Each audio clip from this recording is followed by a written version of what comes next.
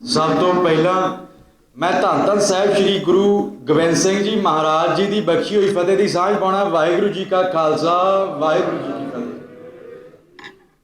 I extend my heartiest welcome to all the honorable representatives of different nationalities who have accepted the invitation of our Jathebandi to reach here and discuss and deliberate two very important issues concerning us. First is regarding the human rights and the second regarding the release of the political prisoners.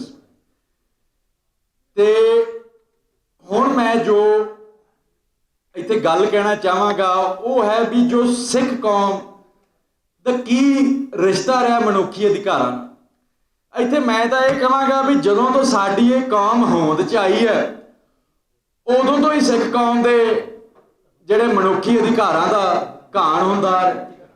ਚਾਹੇ ਸਾਡੇ ਗੁਰੂ ਸਾਹਿਬਾਨਾਂ ਨੂੰ ਸ਼ਹੀਦ ਕੀਤਾ ਹੋਵੇ, ਚਾਹੇ ਸਾਡੇ ਜਿਹੜੇ ਸਿਰ ਨੇ ਵੱਢ ਕੇ ਲਾਹੌਰ ਦੇ ਗੇਟਾਂ ਤੇ ਟੰਗੇ ਹੋਣ, ਚਾਹੇ ਸੱਚ ਬੋਲਣ ਦੇ ਲਈ ਜੋ ਸਾਡੇ ਬੰਦ ਕੱਟੇ ਗਏ ਹੋਣ, ਚਾਹੇ ਸੱਚ ਬੋਲਣ ਵਾਲਿਆਂ ਨੂੰ ਪ੍ਰਸ਼ਾਦੇ ਛਕਾਉਣ ਦੇ ਲਈ ਸਾਡੀਆਂ ਖੋਪੜੀਆਂ ਲਈਆਂ, ਪਰ ਸਿੱਖ ਕੌਮ ਨੇ ਦੂਜੀਆਂ ਕੌਮਾਂ ਦਾ ਸਾਥ ਦੇਣ ਤੋਂ ਕਦੇ ਮੁਨਕਰ ਨਹੀਂ ਹੋਏ।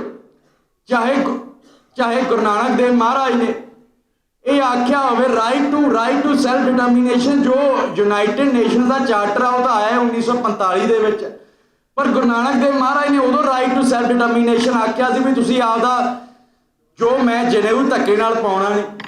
ਤੇ ਗੁਰੂ ਤੇਗ ਬਹਾਦਰ ਮਹਾਰਾਜ ਨੇ right to self determination the support ਕੀਤੀ। ਉਹਨਾਂ ਨੇ ਆਖਿਆ ਮੈਂ ਜਨੇਊ ਧੱਕੇ ਨਾਲ ਪਾਉਣ ਨਹੀਂ ਦੇਣਾ। ਤਾਂ ਅਸੀਂ ਤਾਂ ਉਦੋਂ ਤੋਂ ਦੋ ਵੱਖ-ਵੱਖ ਕੌਮਾਂ ਦੇ ਜੋ ਸਪੋਰਟ ਦੇ ਵਿੱਚ ਖਲੋਤੇ ਆ, ਪਰ ਅਸੀਂ ਤਾਂ ਦੂਜੀਆਂ ਕੌਮਾਂ ਨੂੰ ਰਾਈਟ ਟੂ ਸੈਲਫ ਡਿਟਰਮੀਨੇਸ਼ਨ ਵੀ ਦਿਵਾਇਆ। 900 ਸਾਲ ਦੀ ਗੁਲਾਮੀ ਸੀ ਤੜਾਈ, ਦੂਜੀਆਂ ਕੌਮਾਂ ਦੇ ਲਈ ਲੜਦੇ ਸਾਨੂੰ ਤੋਪਾਂ ਦੇ ਅੱਗੇ ਸਾਨੂੰ ਸ਼ਹੀਦ ਕੀਤਾ ਗਿਆ। ਕਾਲੇ ਪਾਣੀ 90% ਉੱਥੇ ਜਾ ਕੇ ਜੇਲਾਂ ਕੱਟੀਆਂ ਤੇ ਉਸ ਤੋਂ ਬਾਅਦ ਜੋ ਉਹਨਾਂ ਗੁਲਾਮ ਕੌਮਾਂ ਨੇ ਸਾਡੇ ਸਭ ਤੋਂ ਮੁਕੱਦਸ ਸਥਾਨ ਤੇ ਟੈਂਕਾਂ ਤੋਪਾਂ ਨਾਲ ਹਮਲੇ ਕੀਤੇ। ਉਸ ਤੋਂ ਬਾਅਦ ਜੋ ਸਾਡੇ ਫੇਕ ਐਨਕਾਊਂਟਰ ਬਣਾਏ, ਉਸ ਤੋਂ ਬਾਅਦ ਜੋ ਸਾਡਾ ਜੈਨੋਸਾਈਡ ਆ, ਮੈਂ ਕਹੂੰਗਾ ਵੀ ਇੱਕ ਪੈਸੇ ਮੋੜ 'ਚ ਲੈ, ਨਸ਼ੇ ਲੈ, ਲੱਚਰਤਾ ਲੈ ਫਿਲਮਾਂ ਦੇ ਦੁਆਰਾ, ਤੇ ਸਾਡਾ ਇੱਕ ਕਲਚਰਲ ਜੈਨੋਸਾਈਡ, ਸਾਡਾ ਇੱਕ ਮਾਨਸਿਕਤਾ ਸਪਿਰਿਟ ਦਾ ਜੈਨੋਸਾਈਡ ਉਹਨਾਂ ਨੇ ਸ਼ੁਰੂ ਕਰਤਾ ਜੋ ਅੱਜ ਤੱਕ ਜਾਰੀ ਹੈ। ਉਸ ਤੋਂ ਬਾਅਦ ਜੋ ਆਪਾਂ ਦੇਖ ਲਈਏ ਵੀ ਜਿਹੜੇ ਅਫਸਪਾ ਕਾਨੂੰਨ ਨੇ, ਚਲੋ ਅਫਸਪਾ ਜਿਹੜਾ ਬਣਿਆ ਸੀ ਨਾਗਾਲੈਂਡ ਵਿੱਚ ਬਣਿਆ ਸੀ, ਉਹ ਤੋਂ ਬਾਅਦ ਪੰਜਾਬ 'ਚ ਵੀ ਲੱਗਿਆ। ਹੁਣ UAPA ਅੱਜ ਸਵੇਰ ਦੀ ਘਟਨਾ ਸੀ, ਮੈਂ ਸੋਸ਼ਲ ਮੀਡੀਆ ਤੇ ਦੇਖ ਰਿਹਾ ਸਾਂ ਵੀ ਤਰਨਤਾਰਨ ਦੇ ਇੱਕ ਪੁਲਿਸ ਸਟੇਸ਼ਨ ਦੇ ਵਿੱਚ ਇੱਕ ਰੌਕਟ ਲਾਂਚਰ ਨਾਲ ਹਮਲਾ ਹੋਇਆ। ਉਸ ਤੋਂ ਬਾਅਦ ਜੋ ਰਵੱਈਆ ਕੀ ਹੋਊਗਾ ਵੀ ਜੋ ਸਿੱਖ ਨੌਜਵਾਨ ਨੇ, ਜਿਹੜੇ ਮੈਂ ਦੇਖਦਾ ਹੈ ਵੀ ਜ਼ਿਆਦਾ ਸੋਸ਼ਲ ਮੀਡੀਆ ਤੇ ਕੁਝ ਲਿਖਦੇ ਨੇ ਜਾਂ ਖਾਲਸਾ ਵਹੀਰ 'ਚ ਪਾਰਟਿਸਿਪੇਟ ਕਰਦੇ ਨੇ, ਉਹਨਾਂ ਨੂੰ ਨਾਮਜ਼ਦ ਕਰਨਗੇ। ਇੱਕ ਵਾਰੀ ਨਾਮਜ਼ਦ ਕਰ ਦੇਣਗੇ, ਹੋਰ ਪਰਚੇ ਪਾਉਣਗੇ ਤੇ ਉਹਨਾਂ ਦਾ ਜੋ 4-5 ਸਾਲ ਦਾ ਜੋ ਫਿਊਚਰ ਆ ਉਹ ਤਬਾਹ ਕਰ ਦੇਣਗੇ। ਜਿਵੇਂ ਕਿ ਇੱਥੇ ਮੰਚਪੁਰ ਸਾਹਿਬ ਨੇ ਦੱਸਿਆ ਸੀ ਵੀ 99% ਬਰੀ ਹੁੰਦੇ ਨੇ, ਪਰ ਜੋ ਬੰਦੇ ਦੇ ਜੋ 3-4 ਸਾਲ 20 ਸਾਲ ਤੋਂ ਲੈ ਕੇ ਜੋ 25 ਸਾਲ ਤੱਕ 30 ਸਾਲ ਤੱਕ ਉਮਰ ਲੰਘ ਜਾਂਦੀ ਹੈ ਉਹ ਕਦੇ ਮੁੜ ਕੇ ਨਹੀਂ ਆਉਂਦੀ। ਉਸ ਤੋਂ ਬਾਅਦ ਉਹਦਾ ਕਰੀਅਰ ਵੀ ਖਤਮ ਹੋ ਜਾਂਦਾ। ਇੱਥੇ ਜਿਵੇਂ ਕਿ ਕੇਸ ਬਠਿੰਡੇ ਦਾ ਹੈ, ਉੱਥੇ ਜੋ ਚੈਰਿਟੀ ਭੇਜਦੇ ਨੇ 5425 ਰੁਪਏ ਭੇਜੇ ਸੀ ਲਿਬਿਆ ਤੋਂ ਜੋ ਸਿੱਖ ਬੱਚਿਆਂ ਦੇ ਪੜ੍ਹਾਈ ਦੇ ਲਈ, ਤੇ ਉਹਨਾਂ ਦੇ 5 ਸਾਲ ਜੇਲ੍ਹ ਦੇ ਵਿੱਚ ਲੰਘੇ। ਤੇ ਇਹ ਉਦੋਂ ਤੋਂ ਸ਼ੁਰੂ ਹੋਇਆ ਜੋ ਸਿੱਖ ਕੌਮ ਦਾ ਮਨੁੱਖੀ ਅਧਿਕਾਰਾਂ ਦਾ ਮੈਂ ਕਹੂੰਗਾ ਘਾਣ ਹੋ ਰਿਹਾ, ਤੇ ਉਹ ਅੱਜ ਤੱਕ ਜਾਰੀ। ਉਸ ਤੋਂ ਬਾਅਦ ਜੋ ਅੱਜ ਉਹ ਪੰਜਾਬ ਦੇ ਡਾਕੇ ਵੱਜ ਰਹੇ ਨੇ ਉਹ ਸਿੱਖ ਕੌਮ ਦੇ, ਮੈਂ ਕਹੂੰਗਾ ਇੱਕ ਆਰਟੀਕਲ 21 ਆਉਂਦਾ ਰਾਈਟ ਟੂ ਲਾਈਫ, ਤੇ ਰਾਈਟ ਟੂ ਲਾਈਫ 'ਚ ਹੀ ਮੈਂ ਸਮਝਦਾ ਵੀ ਜੋ ਰਾਈਟ ਟੂ ਸੈਲਫ ਡਿਫੈਂਸ ਨਿਕਲਦਾ। ਸਾਡੇ ਜਿਹੜੇ ਲਾਇਸੈਂਸੀ ਹਥਿਆਰ ਅਸੀਂ ਰੱਖੇ ਨੇ ਉਹਨਾਂ ਤੋਂ ਸਾਨੂੰ ਦੂਰ ਕਰ ਰਹੇ ਨੇ। ਇੱਕ ਚੀਜ਼ ਦੇਖਣ ਵਾਲੀ ਹੈ ਵੀ ਜੋ ਜਿਸ ਇਨਸਾਨ ਨੇ ਸਿੱਖ ਕੌਮ ਨੂੰ ਪੂਰੇ ਨਕਸ਼ੇ ਤੇ ਲੈ ਕੇ ਖਿਲਾਰਤਾ ਸੀ, ਸਿੱਧੂ ਮੂਸੇਵਾਲਾ, ਉਸ ਦੇ ਕਤਲ ਦੇ ਵਿੱਚ ਜਿਹੜੀ AK-47 AK-54 ਵਰਤੀ ਗਈ ਸੀ ਉਹ ਕਦੇ ਅਜੇ ਤੱਕ ਪਤਾ ਨਹੀਂ ਲੱਗਿਆ ਕਿੱਥੋਂ ਆਈ। ਜੋ ਉਸ ਤੋਂ ਬਾਅਦ ਆ ਰੌਕਟ ਲਾਂਚਰ ਨਾਲ ਅਟੈਕ ਹੁੰਦੇ ਨੇ, ਜਾਂ ਜਿਹੜਾ ਆ ਤੁਸੀਂ ਦੇਖ ਲਓ ਵੀ ਜੋ ਕੋਈ ਆਪਾਂ ਜੋ ਬਰੂਦ ਫੜਿਆ ਜਾਂਦਾ ਉਹਦਾ ਪਤਾ ਨਹੀਂ ਲੱਗਦਾ ਕਿੱਥੋਂ ਹੁੰਦੇ ਨੇ, ਪਰ ਜੋ ਸਿੱਖ ਕੌਮ ਦੇ ਪੰਜਾਬ ਜੋ ਹਥਿਆਰ ਰੱਖਣ ਦੇ ਜਿਹੜੇ ਰਾਈਟਸ ਨੇ ਉਹਨਾਂ ਤੇ ਮਿੰਟਾਂ ਸਕਿੰਟਾਂ ਡਾਕਾ ਮਾਰ ਲੈਂਦੇ। ਤੇ ਉਸ ਤੋਂ ਬਾਅਦ ਜੇ ਆਪਾਂ ਅੱਗੇ ਗੱਲ ਕਰੀਏ ਵੀ ਇੱਕ ਵਿਤਕਰਾ ਜੋ ਸਿੱਖ ਕੌਮ ਦਾ ਰਾਈਟ ਟੂ ਸੈਲਫ ਡਿਟਰਮੀਨੇਸ਼ਨ ਵੀ ਲਿਆ ਜਾ ਰਿਹਾ, ਜਿਵੇਂ ਕਿ ਜੋ ਸਾਡੇ ਨਾਗਾਲੈਂਡ ਦੇ ਭਰਾ ਨੇ ਜਾਂ ਜੋ ਸਾਡੇ ਤਾਮਿਲਨਾਡੂ ਦੇ ਭਰਾ ਨੇ ਜਾਂ ਜੋ ਸਾਡੇ ਕਸ਼ਮੀਰ ਦੇ ਭਰਾ ਨੇ ਉਹਨਾਂ ਦਾ ਲਿਆ ਜਾ ਰਿਹਾ। ਪਰ ਸਿੱਖ ਕੌਮ ਨਾਲ ਇੱਕ ਰਾਈਟ ਟੂ ਇਕੁਐਲਿਟੀ ਉਸ ਦੇ ਵਿੱਚ ਵੀ ਵਿਤਕਰਾ ਹੁੰਦਾ। ਤੁਸੀਂ ਦੇਖੋ ਵੀ ਬੜੀ ਪੁਰਾਣੀ ਘਟਨਾ, ਜਦੋਂ ਗਾਂਧੀ ਨੂੰ ਬਹੁ ਗਿਣਤੀ ਨੇ ਸੋਧਿਆ ਸੀ, ਜਦੋਂ ਉਹਨਾਂ ਨੇ ਮਾਰਿਆ ਸੀ ਗਾਂਧੀ, ਤਾਂ ਉਦੋਂ ਕਿਤੇ ਨਾਗਪੁਰ ਤੇ ਕੋਈ ਅਟੈਕ ਨਹੀਂ ਹੋਇਆ, ਕਿਤੇ ਮੰਦਿਰ ਤੇ ਕੋਈ ਅਟੈਕ ਨਹੀਂ ਹੋਇਆ। ਪਰ ਜੋ ਇੰਦਰਾ ਗਾਂਧੀ ਸੀ ਉਸਦਾ ਕੱਦ ਮੋਹਨਦਾਸ ਗਾਂਧੀ ਨਾਲੋਂ ਬੜਾ ਛੋਟਾ ਸੀ।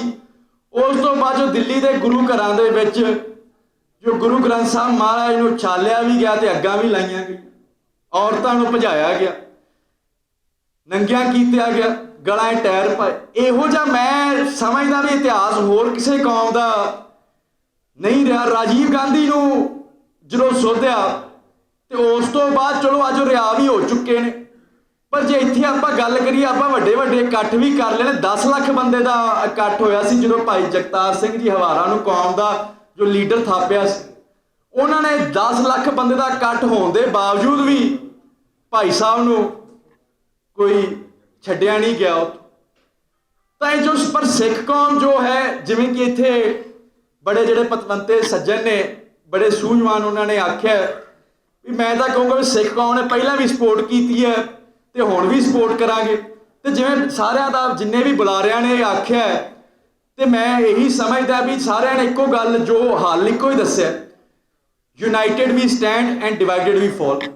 ਏਕਾ ਆਪਾਂ ਨੂੰ ਕਰਨਾ ਹੀ ਪੈਣਾ ਹੈ ਤੇ ਏਕਾ ਆਪਾਂ ਰੱਖਾਂਗੇ। ਜਿਵੇਂ ਜੋ ਇੱਕ ਪੰਜਾਬ ਦੀ ਪੰਥ ਦੀ ਇੱਕ ਬੜੀ ਵੱਡੀ ਆਵਾਜ਼ ਸੀ ਦੀਪ ਸਿੱਧੂ, ਜਿਵੇਂ ਉਸਨੇ ਆਖਿਆ ਸੀ ਵੀ ਜੋ ਏਕੇ ਦੇ ਵਿੱਚ ਹੀ ਜੋ ਆਪਣੀ ਲੜਾਈ ਹੁੰਦੀ ਹੈ, ਵੀ ਜਿਹੜੀ ਹਕੂਮਤ ਹੁੰਦੀ ਹੈ ਜਦੋਂ ਉਹ ਆਪਦੇ ਗੋਡੇ ਦੇ ਅੱਗੇ ਆਪਦੇ ਗੋਡੇ ਪੈਰਾਂ ਤੇ ਆਉਂਦੀ ਹੈ ਤੇ ਉਹ ਏਕੇ ਤੋਂ ਡਰਦਿਆਂ ਨੂੰ ਆਉਂਦੀ ਹੈ। ਤਾਂ ਕਿਸਾਨੀ ਅੰਦੋਲਨ ਦੇ ਦੌਰਾਨ ਵੀ ਆਪਾਂ ਦੇਖਿਆ ਵੀ ਇਹੋ ਗੱਲ ਹੋਈ। ਤੇ ਉਸ ਤੋਂ ਬਾਅਦ ਜੋ ਜੇ ਆਪਾਂ ਜਿਵੇਂ ਜ਼ਮੀਨੀ ਤੌਰ ਤੇ ਜ਼ਮੀਨੀ ਤੌਰ ਤੇ ਤਗੜੇ ਹੋਣ ਦਾ ਹਿਸਾਬ ਮੈਂ ਸਮਝਦਾ ਆਪਣਾ ਇਕੱਠ ਕਿੱਡਾ ਵੱਡਾ, ਹਜ਼ਾਰਾਂ ਲੱਖਾਂ ਦੇ ਆਪਾਂ ਜੇ ਹਜੂਮ ਪੈਦਾ ਕਰ ਸਕਦੇ ਹਾਂ ਤੇ ਤਾਂ ਹੀ ਆਪਾਂ ਟੇਬਲ ਤੇ ਜੋ ਤਕੜੇ ਹੋ ਪਾਵਾਂਗੇ। ਤੁਸੀਂ ਦੇਖੋ ਜੇ ਆਪਾਂ ਇਤਿਹਾਸ ਚੋਂ ਮੈਨੂੰ ਕਹਿੰਦੇ ਇੱਕ ਜੋ ਸਾਖੀ ਯਾਦ ਆਉਂਦੀ ਹੈ ਵੀ ਜਦੋਂ ਗੁਰੂ ਹਰਗੋਬਿੰਦ ਸਾਹਿਬ ਮਹਾਰਾਜ ਨੂੰ ਉੱਥੇ ਗਵਾਲੀਅਰ ਦੇ ਕਿਲ੍ਹੇ 'ਚ ਕੈਦ ਕੀਤਾ ਸੀ, ਤਾਂ ਜਦੋਂ ਬਾਬਾ ਬੁੱਢਾ ਜੀ ਤੱਕ ਗੱਲ ਪਹੁੰਚੀ ਤਾਂ ਉਹਨਾਂ ਨੇ ਕਿਹਾ ਵੀ ਆਪਾਂ ਬੜਾ ਵੱਡਾ ਇਕੱਠ ਕਰੀਏ ਤੇ ਜੇ ਨਹੀਂ ਛੱਡਦਾ ਬਾਦਸ਼ਾਹ ਤਾਂ ਆਪਾਂ ਕਿਲ੍ਹੇ ਦੇ ਗੇਟ ਢਾਹ ਦਈਏ, ਕੰਧਾਂ ਢਾਹ ਦਈਏ। ਜਦੋਂ ਇਕੱਠ ਹੋਇਆ ਤੇ ਜਿਹੜੀਆਂ ਇੰਟੈਲੀਜੈਂਸ ਏਜੰਸੀਆਂ ਹੁੰਦੀਆਂ ਨੇ ਉਦੋਂ ਵੀ ਹੁੰਦੀਆਂ ਸੀ ਤੇ ਉਹਨਾਂ ਨੂੰ ਬਾਦਸ਼ਾਹ ਤੱਕ ਖਬਰ ਪਹੁੰਚ ਗਈ ਤੇ ਫੌਰਨ ਉਹ ਜਿਹੜੇ ਗੇਟ ਸੀ ਉਹ ਖੁੱਲ੍ਹ ਗਏ। ਇਕੱਲੇ ਗੁਰੂ ਸਾਹਿਬਾਨਾਂ ਲਈ ਨਹੀਂ, ਹੋਰ ਵੀ ਜਿਹੜੇ ਨਾਲ ਰਾਜੇ ਸੀ। ਪਰ ਇੱਥੇ ਏਕੇ ਤੇ ਮੈਂ ਇੱਕ ਹੋਰ ਗੱਲ ਵੀ ਕਹਿਣਾ ਚਾਹਾਂਗਾ ਤੇ ਮੈਂ ਆਪਦੀ ਪਰਸਨਲ ਕਪੈਸਿਟੀ 'ਚ ਕਹਿਣਾ ਚਾਹਾਂਗਾ। ਉਹ ਗੱਲ ਇਹ ਹੈ ਵੀ ਦੇਖੋ ਜਿਹੜੇ ਸਾਡੇ ਨਾਗਾਲੈਂਡ ਵਾਲੇ ਭਰਾ ਨੇ, ਉਹਨਾਂ ਦਾ ਖਿੱਤਾ ਨਾਗਾਲੈਂਡ, ਉਹਨਾਂ ਦਾ ਗੋਲ ਉੱਥੇ ਆਪਦਾ ਕੌਮੀ ਘਰ ਬਣਾਉਣ ਦਾ। ਜੋ ਤਾਮਿਲਨਾਡੂ ਵਾਲੇ ਨੇ ਭਰਾ ਨੇ, ਉਹਨਾਂ ਦਾ ਜੋ ਗੋਲ ਆ ਆਪਦਾ ਕੌਮੀ ਘਰ ਬਣਾਉਣ ਦਾ ਤਾਮਿਲਨਾਡੂ ਦੇ ਵਿੱਚ। ਜੋ ਸਾਡੇ ਕਸ਼ਮੀਰੀ ਭਰਾ ਨੇ, ਉਹਨਾਂ ਦਾ ਜੋ ਐਂਡ ਗੋਲ ਹੈ ਕੌਮੀ ਘਰ ਦਾ, ਉਹ ਕਸ਼ਮੀਰ ਦੇ ਵਿੱਚ।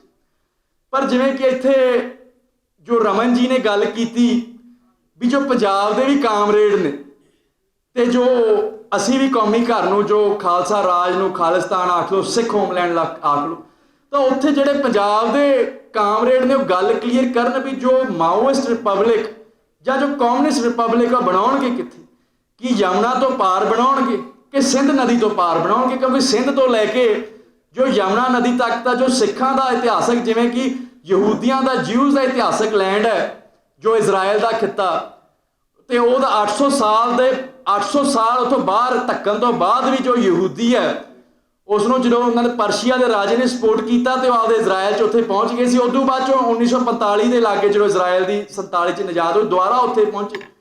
ਤਾਂ ਇਹ ਤਾਂ ਸਾਡੇ ਹਿਸਟੋਰੀਕਲ ਲੈਂਡਸ ਨੇ। ਤਾਂ ਜਿਹੜੀਆਂ ਇਹਨਾਂ ਗੱਲਾਂ ਨੂੰ ਵੀ ਮੈਂ ਸਮਝਦਾ ਮੱਦੇ ਨਜ਼ਰ ਰੱਖਦੇ ਹੋਏ ਤੇ ਆਪਾਂ ਨੂੰ ਜੋ ਡਿਸਕਸ਼ਨਸ ਕਰਨੀਆਂ ਚਾਹੀਦੀਆਂ ਨੇ, ਇਹੋ ਮੇਰੀਆਂ ਬੇਨਤੀਆਂ ਨੇ। ਵਾਹਿਗੁਰੂ ਜੀ ਕਾ ਖਾਲਸਾ, ਵਾਹਿਗੁਰੂ ਜੀ ਕੀ ਫਤਿਹ।